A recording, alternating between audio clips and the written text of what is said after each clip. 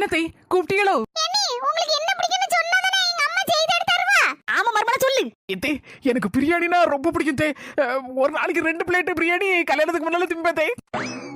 ஒரு நாளைக்கு 2 பிளேட் பிரியாணினா கிட்டத்தட்ட 350 ரூபாய் ஆயிருமா மர்மல? ஆமா தே, சிக்கன்லாம் சேர்த்தா 1000. இடி ஒரு நாளைக்கு 350 ரூபாய் வச்சு ஒரு மாசத்துக்கு எவ்வளவு ஆகும்? ஏம்மா எனக்கு தெரியலம்மா, நீ கணக்கு போட்டுக்கோ. ஒருவேளை படிக்க வச்ச மாதிரி என்ன சொல்லணும் மர்மல? ஒரு மாசத்துக்கு கணக்கு பார்த்தா 10,000 சில்லற தாண்டிருமே மர்மல.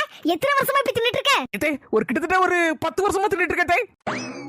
10 வருஷத்துக்கு கணக்கு பார்த்தா கிட்டத்தட்ட ஒரு 12 லட்சம் ரூபாய் தாண்டிருமா மர்மல?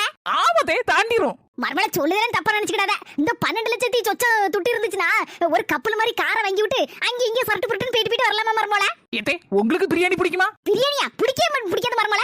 10-15 வருஷமா நான் பிரியாணியை தொட்டதே இல்ல பாத்துக்கோ.